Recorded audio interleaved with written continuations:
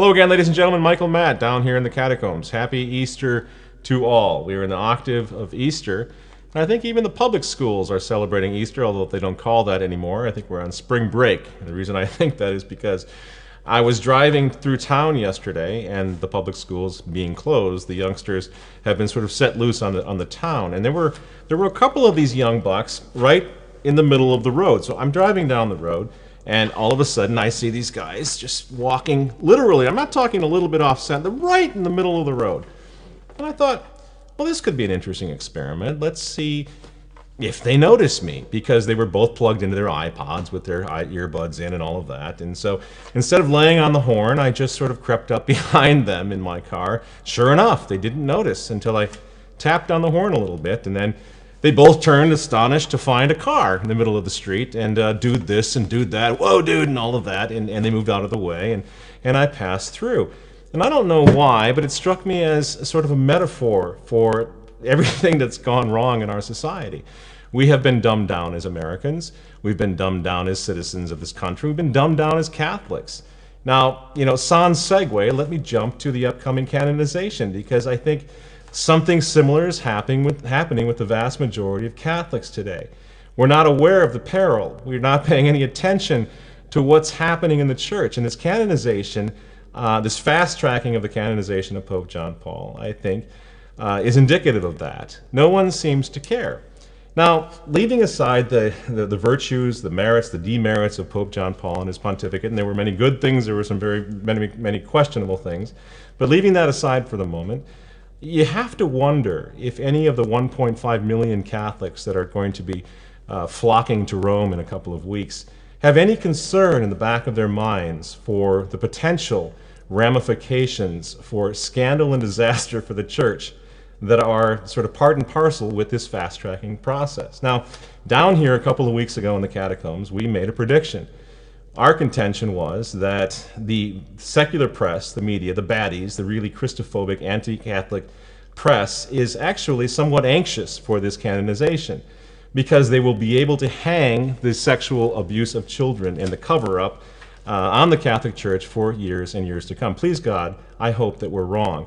But noticing today in the media, in the secular press, in some of the major outlets, ABC, Huffington Post, the Associated Press, stories are beginning to come out now questioning this process of fast-tracking the canonization of Pope John Paul. And I think it's interesting because I don't think they want to stop the canonization. Nothing could stop it now except for perhaps an act of God, which I have certainly not ruled out yet. But I'm in the minority on that opinion, obviously. So this is going to happen. This canonization is going to happen. Millions and millions of dollars and a euro will be pumped into the eternal city. And this is a big thing. Hotels, restaurants. You're not going to back this off. It's not going to be ratcheted back and canceled. So it's going to happen. And now the media are sort of coming out with their big gotcha moments that John Paul covered up the sexual abuse of children and so forth. So we have, for example, AP story just today was picked up by abcnews.com. The banner headline reads, "John Paul's Saint Maker says Pope not involved with Legionnaires scandal." This is by Nicole Winfield, who's a respected journalist. And the opening paragraph reads as follows. John Paul and his closest advisors had held up the Legion and its late founder, the Reverend Marcial Maciel, as a model for the faithful, even though the Vatican for decades had documentation with credible allegations that Maciel was a pedophile and a drug addict with a questionable spiritual life. Again, we're seeing how this is working. They're bringing it all up now that it's too late to do anything about it. The story concludes with this interesting paragraph with respect to the Vatican's press spokesman, Father Lombardi. Asked today about John Paul's overall record on sexual abuse, the Vatican spokesman, the Reverend Federico Lombardi, noted, wait for it, that sainthood isn't a judgment on a pontificate or even an evaluation of someone's perfection in life. All right, so what is it? Lombardi continues, quote, "The important thing is that the intentions were upright and that there was respect. This does not mean that he or she was perfect." Okay, so when have we ever seen anything like this? Father Lombardi, who I've met, he's a nice man, and I don't envy his job. It's a difficult thing to spin what's happening inside the Vatican. But basically, he's spinning. He's apologizing for the candidate who's going to be canonized in less than 2 weeks. Well, it doesn't mean he was perfect. Doesn't mean his pontificate was good. Well, what does it mean, Father Lombardi?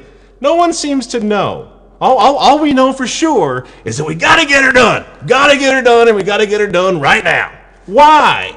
Can anyone posit a theory on why it is so important to get her done right now before some of these allegations are ironed out and dismissed? Again, it's not even fair to Pope John Paul's memory not to solve these issues before rushing to canonize him. At the Huffington Post, again, just today, here's the banner screaming headline: Vatican under John Paul II knew all about sex abuse in Legionnaires of Christ for decades, new documents reveal. It's a breaking story, weeks out from D-Day. I'm sorry, but this is exactly what we predicted. This is what they want.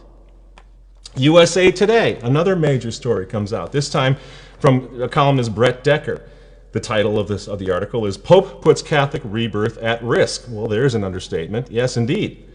And Mr. Decker starts out, quote, canonizing pontiffs from the era of abuse is not only tone deaf, but also exposes a continuing, stubborn refusal to acknowledge the institutional cover-up that occurred for decades, and that those at the highest level, including popes, didn't do enough to prevent the crimes enabling the crisis to continue.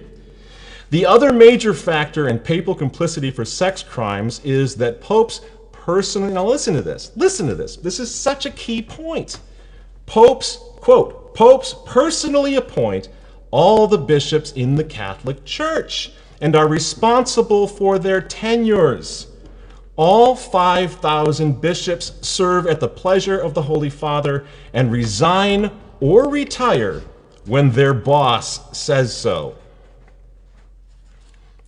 Decker continues, some of the most egregious offenders, such as Cardinal Bernard Law, the former Archbishop of Boston, and Cardinal Roger Mahony, the former Archbishop of Los Angeles, who withheld a list of potentially abused altar boys from the police and has settled $700 million in abuse claims, were not only promoted to bishop, but also given the cardinal's prestigious red hat by, wait for it again, Pope John Paul. And Mr. Decker concludes, the Catholic Church declares individuals to be saints, to give the faithful role models of heroic virtue, and show how one should live life in order to get to heaven. Because of their sins of omission, in face of horrors at the hands of their clergy, neither Pope John Paul nor John 23rd should be canonized as exemplars of sanctity, end quote. Now, our neo-Catholic friends, well, they're not going to like this. But that is simple truth. That is just the reality of the situation. And this fellow, Mr. Decker, is a Catholic. Now imagine how the secular press, the true Christophobes, are going to take all of this and run with it. And yet we're all supposed to be just blissful and overjoyed at this upcoming canonization. And it's just getting started. This whole thing is like one big political selfie for the neo-Catholic establishment, for the great facade in the Catholic Church. Common sense be damned. Any concern for Holy Mother Church's integrity or reputation be hanged. Who cares? He was our Pope. We were alive. We remember him. He was the Michael Jordan of popes. And we want to have our party. That's essentially what this boils down to. Now, traditional Catholics are not particularly scandalized by this. We're used to it. Vatican II itself was convoked by a legitimate pope, Pope John XXIII, legally, as a valid council. And yet, even according to Benedict XVI on February 14, 2013, the council spun out of control. He calls it a media council. He calls it a virtual council that led to massive loss of faith in the closings of seminaries and so forth. This is according to the Pope himself. Yet the council was legitimate. It was valid, right? And it's the same with the new Mass. Pope Paul's Mass. He's a valid pope. He promulgated this new Mass legally, at least arguably. And yet look at what has happened to the faith under this experimental liturgy that has led to millions simply leaving the church. But the Mass was legal. It was legitimate, right? And now we have a canonization. Now they're playing games with the canonization process. It's going to be legal. It's going to be legitimate. Arguably, certainly, papal infallibility comes into this. But what about the prudence or lack thereof, given what the secular press are beginning to do with this situation? Cardinal Bergoglio himself, long before he was Pope, talked about opening the Vatican archives to find out if there was any oversight or any abuse or any cover-up during the reign of Pope Pius XII with respect to the Holocaust. He prudently called for an investigation before the canonization of Pope Pius XII of happy memory, a hero, in my opinion, could be canonized. But Bergoglio prudently called for hesitation, for wait, for prudence. Let's investigate. That's all we're saying as traditionalists. Let's investigate. Let's bury these things. Let's bury these allegations before we take another step. Now, of course, it's not going to happen. It's too late now. It's too late now. That's the nature of this crisis. It's going to be ramrodded through, and then we're going to have to deal with it. Pope Benedict XVI tried to acknowledge the crisis. He tried to acknowledge what had gone wrong with the council, what had gone wrong with the new Mass. And for his time and effort, he was more or less coerced, in my opinion, into abdication. No, I can't prove that, but that's my hunch. But we saw this effort on the part of the Holy Father to do something to acknowledge the crisis. Nobody paid attention. Now he's gone, and now we're back to the party. And I don't think it's going to be good for Holy Mother Church. I pray and hope that I'm wrong. But until we understand that we must do something to acknowledge this crisis and stop playing Pollyanna's glad game, it's only going to be more trouble, more loss of faith, more cataclysmic reality as life in the Catholic Church for all of us. So in the beginning of our little conversation tonight, I talked about these two young men walking down the middle of the road, blissfully unaware of the peril that they were potentially in from the car that was screaming down the road behind them. I think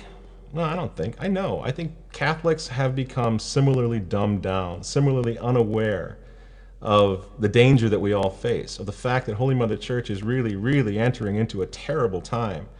And that if we don't do something to turn around and see this big dark cloud that's coming down over the whole church and the whole world, if we continue to pretend like everything is just fine, and then day by day things are getting better in every way, we're going to lose it. We're going to lose it. The world is already suffering from the lack of the moral voice of the Holy Catholic Church, as we saw through the legalization of gay marriage and through abortion and everything else. It's only going to get worse. So Neo-Catholic brothers, this is not about us versus you. I know you have the faith. Nobody's claiming that you don't. But we really do need to come together on this. Recognize the fact that there's a massive crisis, and do whatever we can to stand with our priests and our bishops and even our Pope to let them know that we're aware of this crisis and that we will support them as soon as they begin the true restoration of the Catholic Church, which begins with a look back towards tradition and the restoration of everything that made the Catholic Church great and beautiful and wonderful. It's possible, but we got to get started. We got to stop playing games. Thanks for listening, and we'll talk to you next week.